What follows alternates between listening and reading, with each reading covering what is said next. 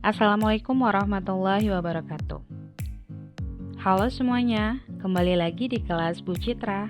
Hari ini kita akan belajar tentang surat resmi. Di kelas 5 kalian sudah belajar tentang apa itu surat. Coba kalian ingat-ingat kembali, apa sih surat itu? Benar. Surat adalah alat komunikasi tertulis yang digunakan untuk menyampaikan informasi atau pesan dari satu pihak kepada pihak lainnya. Sebelum mulai pembelajaran, berikut merupakan tujuan pembelajaran hari ini.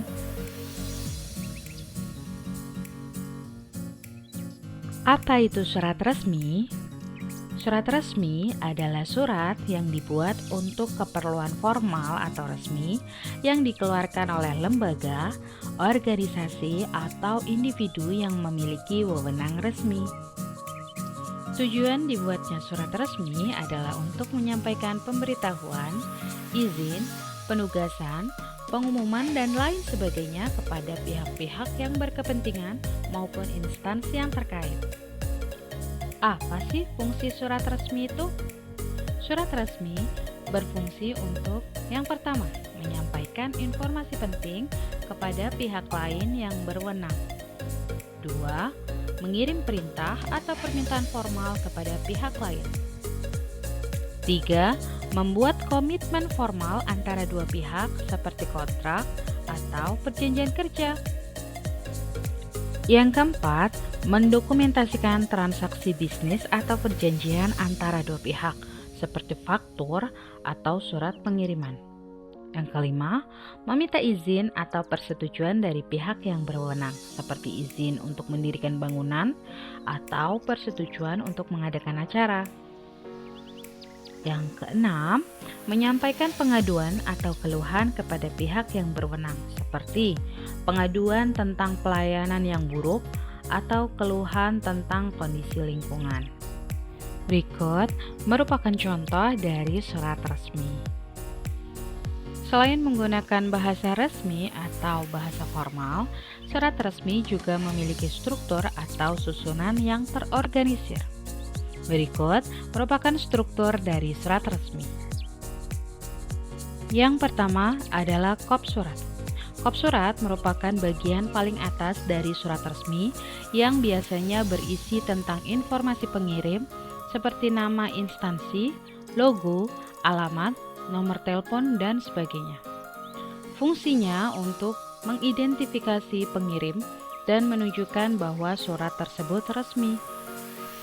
Yang kedua adalah tanggal surat. Tanggal surat pada surat resmi adalah informasi yang menunjukkan kapan surat itu dibuat. Yang ketiga adalah nomor surat. Pada surat resmi, nomor surat adalah kode unik yang berfungsi sebagai identifikasi surat tersebut. Yang keempat adalah lampiran. Dalam surat resmi, lampiran adalah dokumen tambahan yang disertakan beserta surat utama untuk memberikan informasi pendukung atau detail lebih lanjut yang relevan dengan isi surat. Lampirannya bisa berupa dokumen, data, gambar, tabel, ataupun informasi lainnya yang tidak bisa dimasukkan ke bagian utama surat karena alasan kepraktisan atau kejelasan. Yang kelima adalah hal atau perihal. Dalam surat resmi, hal atau perihal adalah bagian yang berisi uraian singkat mengenai pokok atau inti dari surat tersebut. Dengan disertakannya hal atau perihal akan memberikan gambaran kepada pembaca tentang topik yang dibahas dalam surat tanpa perlu membaca keseluruhan isinya. Yang keenam adalah alamat surat. Alamat di surat resmi adalah informasi mengenai penerima surat, termasuk nama orang atau organisasi yang dituju, serta lokasi lengkap tempat tujuan surat tersebut.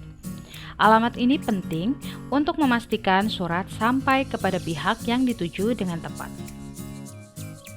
Yang ketujuh, salam pembuka. 8. Isi surat. Yang kesembilan, salam penutup. Dan yang terakhir, pengirim surat. Coba sekarang Ibu berikan contoh surat resmi lainnya. Kalian bisa pause pada bagian ini untuk menentukan bagian-bagian atau struktur dari surat resmi. Setelah kalian belajar tentang surat resmi, coba sebutkan apa saja sih ciri-ciri dari surat resmi? Ciri-ciri surat resmi. Yang pertama, menggunakan bahasa baku. Selanjutnya, menggunakan struktur yang jelas. Yang ketiga, bersifat formal atau resmi. Yang keempat, menggunakan kop surat. Yang kelima, memiliki nomor surat. Dan yang terakhir, menyertakan lampiran dan perihal. Surat resmi terbagi atas beberapa jenis. Yang pertama, surat undangan resmi. Yang kedua, surat dinas. Yang ketiga, surat permohonan. Yang keempat, surat keputusan. Yang kelima, surat pemberitahuan. Yang keenam, surat perjanjian. Dan yang terakhir, surat kuasa. Berikut merupakan contoh dari berbagai jenis surat resmi.